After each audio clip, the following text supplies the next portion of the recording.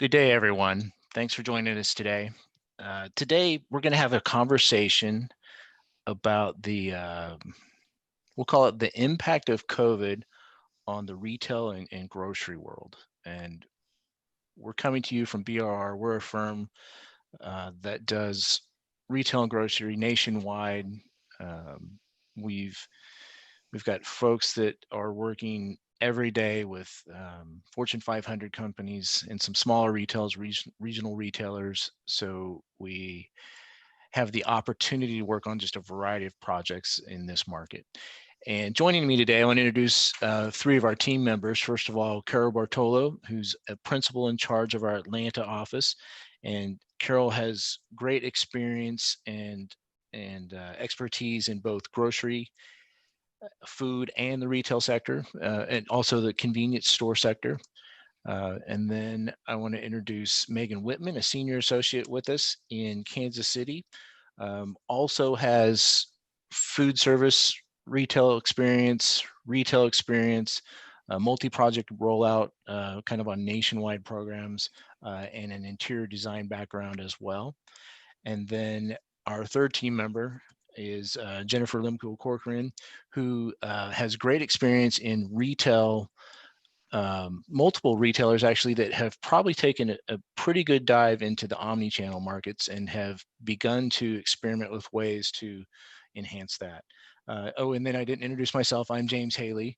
I'm the president and CEO here at BRR, and I too, as would have it, have worked in retail for many, many years. So I hope to add a little bit, but we're going to rely on our other team members here today. So let's get started. So I'm going to start with Megan and then Jennifer.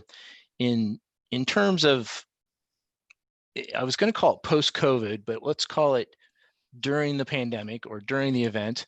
What have you seen change related to not necessarily new stores, but remodels, or which way has it leaned, and what are you seeing, Megan?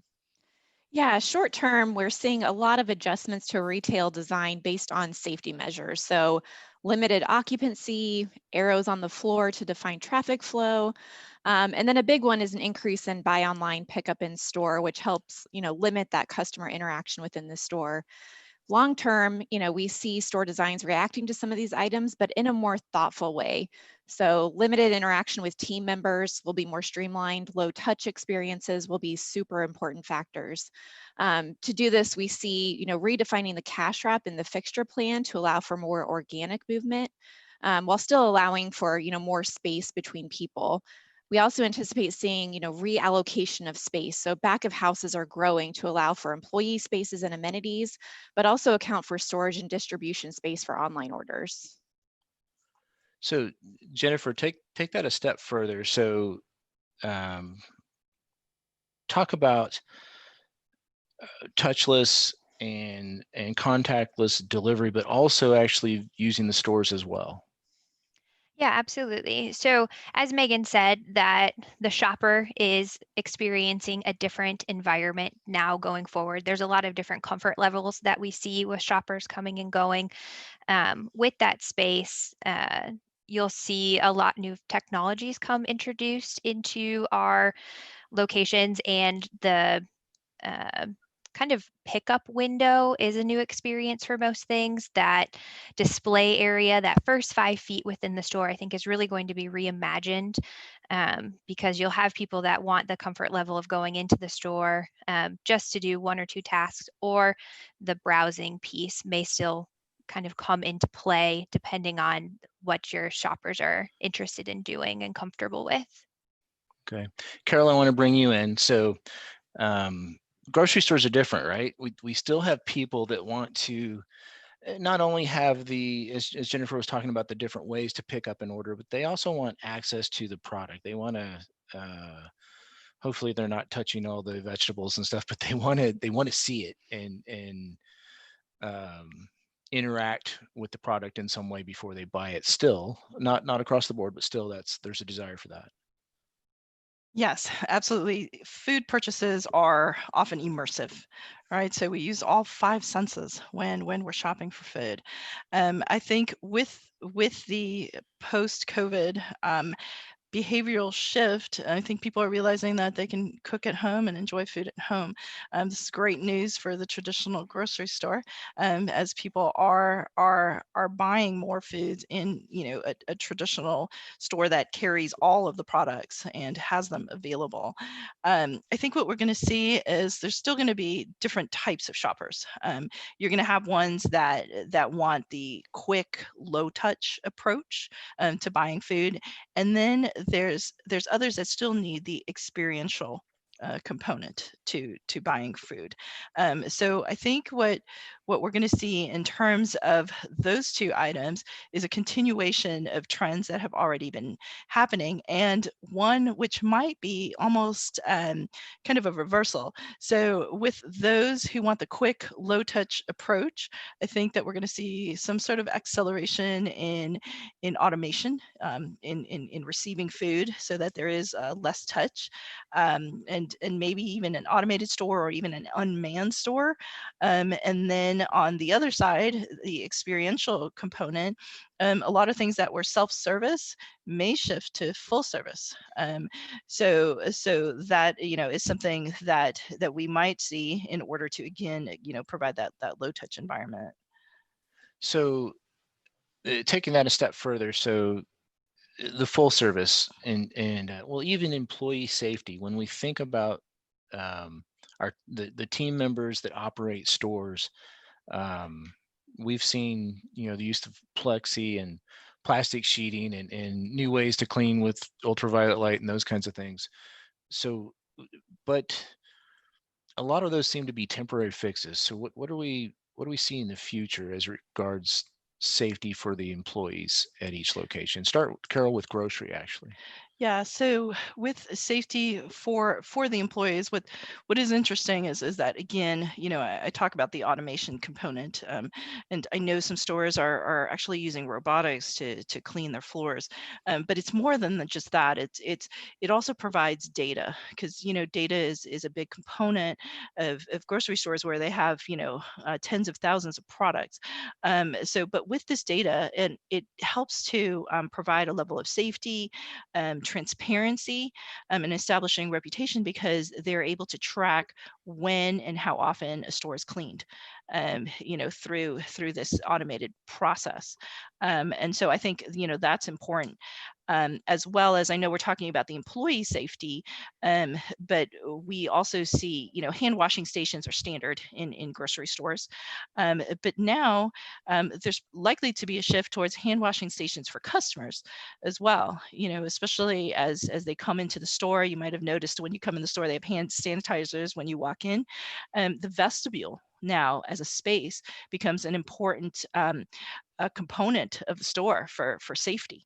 And so the reorganization of that, or the allotment of space for hand washing stations for the customer, so that it's visible, or hand sanitizing stations, cart sanitation as well. I think that's going to change the I guess the view, or the vision of the vestibule. Right. So in grocery, it seems like it's going to be pretty easy to integrate towards that. You sort of have the utilities and systems in place. Jennifer, how about into retail? Talk about things that can be done or are being considered for the safety of the team members there. Yeah, and I think along the lines of what Carol was talking about in terms of reallocation of space, we'll continue to see that with the vestibule pieces. But I think technology might be a bigger piece on the retail side in terms of touchless point of sale. You're having a little more space between your employee and your customer.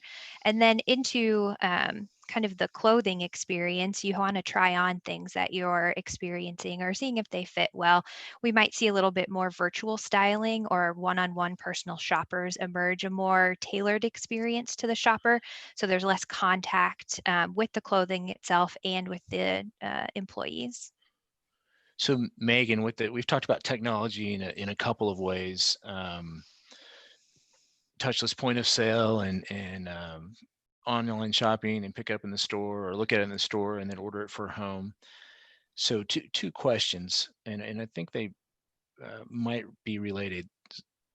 To get people back into brick and mortar, because these companies all still operate stores, and to make people comfortable in a space, what about the idea of kind of teaching people how to use the space through digital wayfinding or other, apps? Um, Talk to us about that. Yeah, I think talking about digital wayfinding, we've all probably been in a store recently where there's arrows on the floor and, we've caught ourselves going the wrong direction because we're looking up and not down. So I definitely think digital wayfinding is going to be the way of the future.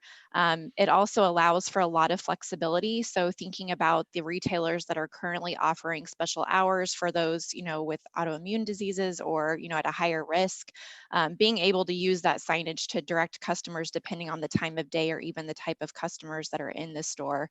I think the other piece with digital signage is it, really allows the customer to have more information within the aisles.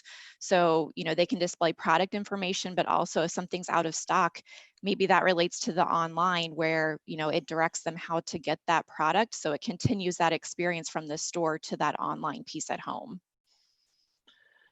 So maybe even the footprint of the store gets impacted and is even possibly organized differently. Carol, talk about that from a grocery standpoint. What might the footprint, you mentioned, kind of going full circle back to some full service departments even that have sort of grocery retailers have moved away from, but what might the new traditional or the future traditional grocery store footprint look like? Carol, you're mute. Sorry. So we touched upon it earlier, that the grocery store needs to have an aspect of experience. It's still experiential, but there needs to be a draw, a reason to come to the store. In most cases, it's because there's certain foods that you want to see, touch, feel, smell. And, so with that, definitely a in-store component will be part or remain part of the future grocery store. Now, as Megan was talking about wayfinding and circulation and direction, if you could imagine all the aisles in a grocery store, the reorganization may not necessarily be organized by type of product, but maybe meal preparation or some sort of kits or pods, so that it does limit the need to have to browse every aisle in the store. Speaking a little bit, zooming out a little larger, there may be someone who mostly shops online. The pickup component obviously will has definitely increased, post COVID, and so that will continue to grow. But there needs to be something in between, almost like a convenience store type portion of the site. Maybe it's part of the grocery store, but it could also be something in which you can easily drive through or pick up, a quick item as well. So although we know that we need to reallocate the interior of a store, it's now growing to the exterior as well. So the experience that you have within an in-store shopping is now going to also take place in the pickup area, potential for a C-store component. There's areas for delivery and possibly even micro fulfillment. So Jennifer, let's take that to retail. And so possibly, and we've seen store within the store concepts and sort of clustering of smaller retailers, and really this ties back into grocery. What do you think we might start seeing, not only C-store components, but store within store or accessory stores that you approach both differently from the exterior and kind of how you navigate the space? Would there be a communal space at the start, like a lobby? I think, yeah, depending on what the overall concept is. So looking at it maybe even at a macro level, as opposed to maybe pop-up shops and side stores, maybe it's your whole development that you're seeing kind of reimagined. You're having retailers come in and bring in fulfillment into their space for this buy online, pick up in store, or last mile delivery piece. Maybe landlords start to take that concept a little bit further, and they have vacant spaces within their shopping centers or their developments. And how do we reimagine that to have specialized retailers or components for individual generations or market sectors. And maybe at a macro level, that's where we start to see up a lot of the landlords using some of that vacant space that may be coming available right now. So yeah, talk about that, Megan. I'm going to have you speak to that a little bit. So all kinds of building types, older warehouses, former retail stores, just adaptive reuse projects. There's going to be a lot of different ways to give a next life to a building. And as Jennifer is saying, there might be more available. Are we going to see a downsizing in footprint per store, or are we going to see multiple, I'll call them business units for retailers coming together? You know, what might we see there? Yeah, I think we'll start to see both of those. In the retail sector, I see the sales of floor, front of house area starting to shrink. Really looking at, small formats that retailers start to focus on specific demographics across their markets and tailor each store to those markets. I also think stores are going to become more showrooms. So they'll, use that square footage to display items, but not necessarily stock it. But that's where the overall square footage, may not change, just that back of house space starting to grow in order to allow for that product to be stocked in the back and to allow for those online deliveries. Regarding landlord space, I think we've been seeing, a steady change over the past several years with, mixed use and a lot of these different sectors being brought in together. So I think we'll continue to see that as those vacancies come up and more of a mixture between those different markets. All right, so it's the crystal ball segment of of our discussion today. So what I'd like each of you to do is just take a shot, and what's the big thing or the big potential trend that we think we'll see, and let's start with Jennifer in kind of smaller format retail. I think in the smaller format retail, you're going to see efficiency in how functions are laid out within the space using all of the square footage that they do have in a broader picture, bringing in more of kind of the next wave of what omni-channel is. We already do buy online, pick up in store. We already have showrooming, but kind of how do you make that more authentic to your specific brand so it still feels very specific to who you're trying to be, and then still providing that comfort level of the shopper, because the shoppers are still going to crave that one-on-one interaction of human connection. You can shop online all day long, but there's something about touching a shirt in person, seeing it on you, talking to somebody about it that I don't think will ever get lost. That's a great point. Megan, take it another step. So you talked about technology and then that working with everything Jennifer just talked about. Yeah, I think to Jennifer's point about human interaction, even with these technologies, there's still going to be employees in the store. They're still going to be there to help guide the customer and ensure that everyone, knows what they need to do and are getting what they need. I think with the technology, brands will use the brick and mortar stores to strengthen their online presence. So again, becoming more seamless between that in-store experience through that online shopping experience. And Carol, go ahead and your crystal ball moment for grocery.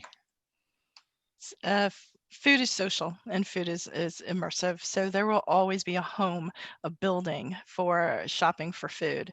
I think the trends will continue.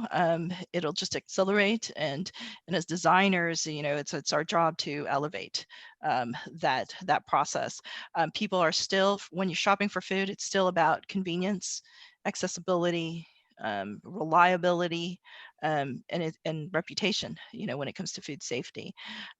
So I think that what we're going to see is a lot more automation so that we remove the stigma of food shopping as a chore. And so what that means is that as designers, we need to elevate the experience for those shopping in the stores themselves.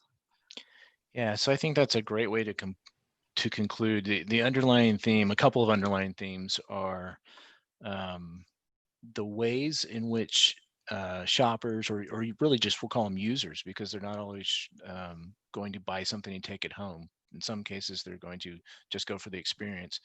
But the ways that we design buildings, and particularly in grocery and retail, are changing, and they have been pre-COVID. But I think Carol used the accelerate word a couple of times.